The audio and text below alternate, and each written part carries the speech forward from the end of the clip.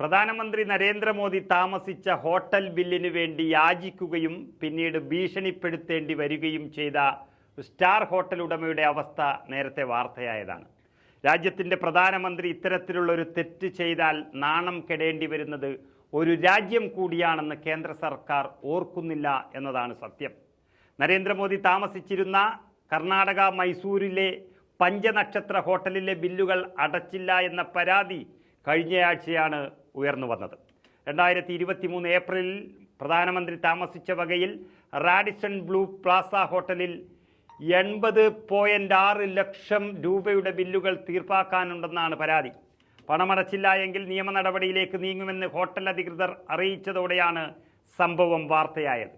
National tiger conservation അതോറിറ്റിയും പരിസ്ഥിതി, വനം, കാലാവസ്ഥാ വ്യതിയാന മന്ത്രാലയവും സംഘടിപ്പിച്ച പ്രൊജക്ട് ടൈഗർ പരിപാടിയുടെ 50 വർഷത്തെ ഉദ്ഘാടനത്തിനാണ് പ്രധാനമന്ത്രി അന്ന് മൈസൂരിലെത്തിയത്. ഈ സമയത്ത് താമസിച്ച ഹോട്ടൽ ബിൽ സെറ്റിൽ ചെയ്യാതെയാണ് പ്രധാനമന്ത്രിയുടെ ഓഫീസ് ഒളിച്ചു കളിച്ചത്. താമസിച്ചിട്ട് 12 മാസം കഴിഞ്ഞിട്ടും ബില്ലുകൾ അടക്കാത്തത് ചൂണ്ടിക്കാട്ടി ഹോട്ടൽ അധികൃതർ ഡെപ്യൂട്ടി കൺസർവേറ്റർ ഓഫ് ഫോറസ്റ്റിന് കത്ത് നൽകി.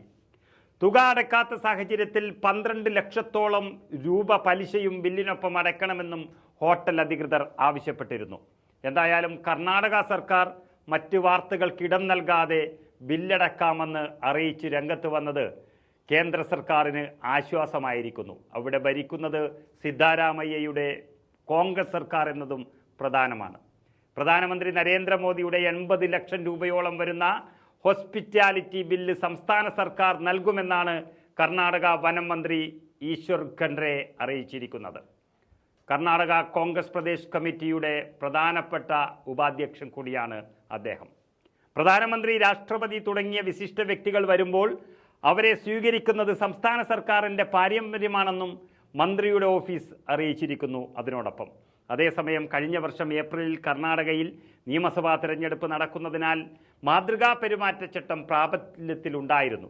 ഈ ഘട്ടത്തിൽ പ്രൊജക്ട് ടൈഗർ പദ്ധതി ആസൂത്രണം ചെയ്യുന്നതിൽ സംസ്ഥാന സർക്കാർ ഉൾപ്പെട്ടിരുന്നില്ല. അതുകൊണ്ട് തന്നെ ഹോട്ടൽ ബില്ലുകൾ അടയ്ക്കേണ്ട ബാധ്യത സംസ്ഥാന സർക്കാരിനില്ല എന്നതാണ് സത്യം. എന്തായാലും ഇനി കൂടുതൽ നാണക്കേട് ഉണ്ടാക്കാതെ പണം തങ്ങൾ തന്നെ അടച്ചോളാമെന്ന നിലപാടാണ് കർണാടകയിലെ കോൺഗ്രസ് സർക്കാർ പറഞ്ഞത്. പ്രൊജക്ട് ടൈഗറിൻ്റെ 50 വർഷത്തെ സ്മരണയുടെ തലേന്നാണ് പ്രധാനമന്ത്രി മൈസൂരു ബന്ദിപ്പൂർ സന്ദർശിച്ചത്. ആ സമയത്ത് MCC തെരഞ്ഞെടുപ്പ് പ്രഖ്യാപിക്കുകയും ചെയ്തു. അതിനാൽ ഇത് പൂർണ്ണമായും ഒരു കേന്ദ്ര സർക്കാർ പരിപാടിയായിരുന്നു.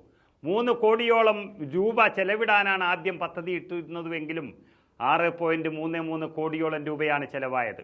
ബാക്കി 3.3 കോടി ദേശീയ കടുവ സംരക്ഷണ അതോറിറ്റിയിൽ നിന്നാണ് ലഭിക്കേണ്ടത്. ഈ പണത്തിന് കാത്തു നിൽക്കാതെ തന്നെ ഹോട്ടൽ ബില്ല് സെറ്റിൽ ചെയ്യാമെന്നുള്ള കർണാടക സർക്കാരിൻ്റെ ഉറപ്പ് രക്ഷിക്കുന്നത് BJP സർക്കാരിനാണെന്നതാണ് ഇതിലെ ഹൈലൈറ്റ്. ഈ ജൂൺ 1 കുടിശ്ശിക തീർത്തില്ല എങ്കിൽ നിയമ നടപടിയുമായി മുന്നോട്ടു പോകാനുള്ള തീരുമാനം അധികൃതർ തീരുമാനിച്ചതിന് പിന്നാലെയാണ് കർണാടക സർക്കാർ ഉത്തരവാദിത്തം ഏറ്റെടുത്ത് പ്രധാനമന്ത്രിയുടെ മാനം രക്ഷിക്കാൻ ഇറങ്ങിത്തിരിച്ചിരിക്കുന്നത് എന്നും നമുക്ക് കാണാം.